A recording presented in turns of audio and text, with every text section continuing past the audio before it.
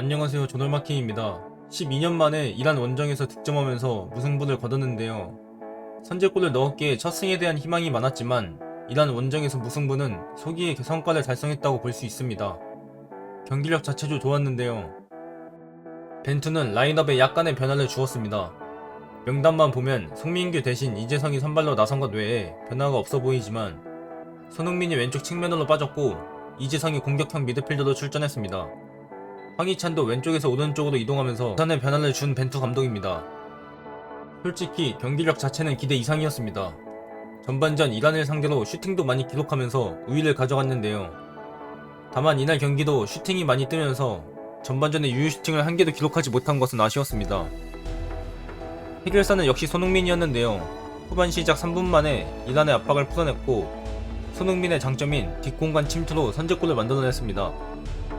하지만 이란은 강했습니다. 후반 중반이 지나면서 선수들이 지친 기색에 역력했고 아주문, 타레미, 자한바크시를 내세운 이란의 공격은 무서웠습니다. 골대를 맞는 행운도 따랐지만 결국 이재성의 실수와 김승규의 실수가 연달아 나오면서 이란에게 동점골을 내줬는데요. 이후 이란이 골대를 한 번 더 강타하면서 행운이 따랐고 후반전 막판 나상호에게 결정적인 찬스가 찾아왔지만 이란의 골키퍼가 막아내면서 경기는 1대1로 마무리되었습니다. 우선 이란 원정에서 무승부를 따낸 선수들에게 박수를 보내고 싶습니다.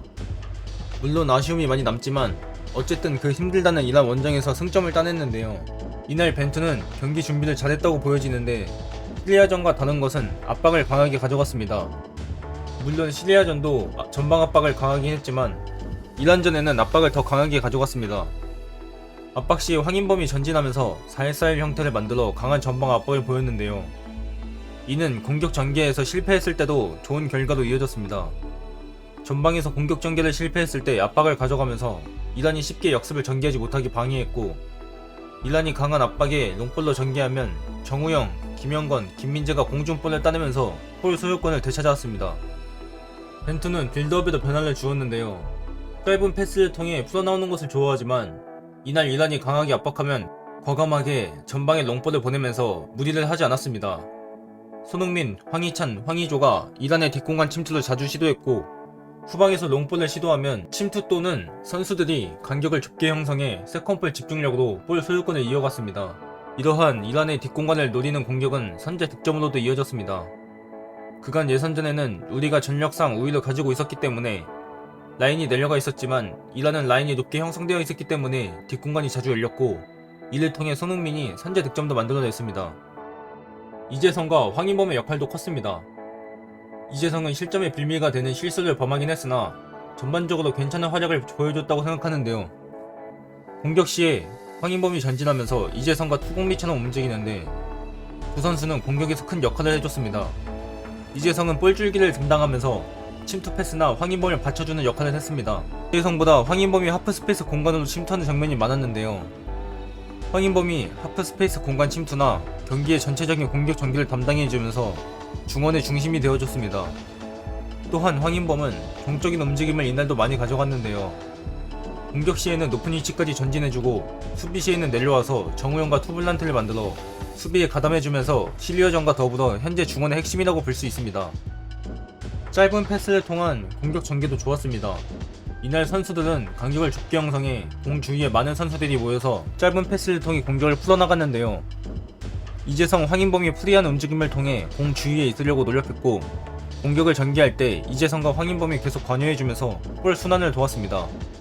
침투에서도 좋은 모습을 보였는데요. 황의조가 중앙에서 하프스페이스 공간으로 자주 침투해주면서 수비를 유인해주고 그때 발생하는 공간으로 황인범, 손흥민이 침투하면서 하프스페이스 공간에서 좋은 찬스들을 만들어냈습니다. 경기를 잘 풀긴 했지만 아쉬움이 남을 수밖에 없었는데요. 우선 체력적인 문제가 가장 컸습니다. 아자디 스타디움이 고지대인 것과 전반전에 강한 압박을 가한 탓인지 선수들이 일찍 지친 모습이 눈에 띄게 보였는데요. 후반 60분 이후부터는 선수들의 간격 유지도 잘 안됐고 간격 유지가 잘 안되다 보니 이란의 공격진들이 우리나라 선수들 사이사이에서 패스를 쉽게 받았습니다. 에너지 레벨이 떨어지니까 전방에서 압박도 힘들고 이란의 공격을 막아냈을 때도 역습을 빠르게 가져가지 못하면서 선수들이 버거워하는 모습이 많았습니다. 이는 벤투의 교체 타이밍 문제와도 연결되는데요. 물론 교체 타이밍에 다 들어맞고 정확한 교체 타이밍을 가져가기란 쉽지 않습니다. 하지만 벤투는 교체 타이밍에 대해 매 경기 아쉽다는 평가가 많았고 이날 경기에서는 체력적인 문제가 눈에 띄게 보였기 때문에 더 아쉬울 수밖에 없었습니다. 이란이 후반전 우리나라의 왼쪽 공간을 노리면서 홍철이 자주 뛸리는 모습을 보였는데 후반 70분에 홍철을 빼면서 김진수를 투입하는 선택은 나쁘지 않았다고 보이는데요.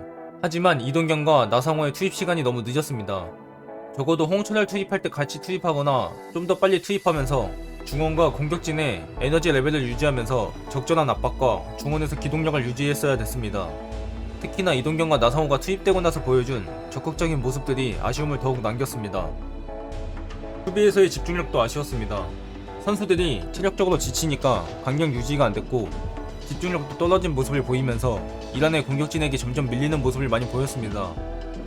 압박을 가할 때 황인범이 전진하면서 4-1-4-1 형태를 만드는데 압박의 에너지 레벨이 떨어진 상태로 압박할 때 전형을 만들다 보니 오히려 역효과가 됐습니다.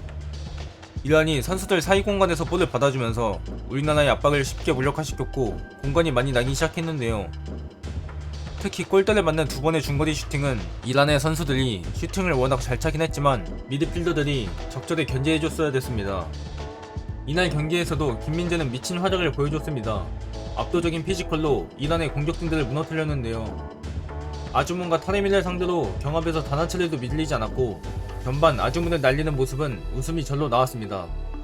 김민재는 수비에서 뿐만 아니라 빌드업에서도 큰 영향을 미쳤는데요.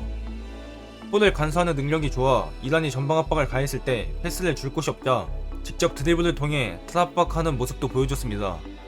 또한 김민재는 자신의 앞에 공간이 있으면 지체 없이 공간으로 직접 볼을 운반하는데 김민재가 볼을 운반하면서 자신에게 압박이 들어오게 되면 다른 선수들에게 공간이 생기는 효과를 얻을 수 있습니다. 김민재가 하루빨리 5대 리그와 챔피언스 리그에서 활약하는 모습을 보고 싶을 정도였습니다. 이란 원정 무승부, 결과만 본다면 좋은 결과이지만 유독 아쉬움이 많이 남는 이유는 이길만 했고 이기고 있었기 때문이 아닐까 싶은데요. 실점 이후에 동점골을 터뜨린 것이 아닌 선제골로 경기를 이기고 있었기에 실점하지 않을 수 있었던 장면에서 실점했기에 더 아쉬움이 남지 않나라는 생각이 듭니다. 그래도 이란을 상대로 좋은 경기력과 승리는 아니지만 원정 무승부라는 결과를 따낸 대표팀에게 박수를 보내고 싶은데요. 오늘 영상도 봐주셔서 감사합니다.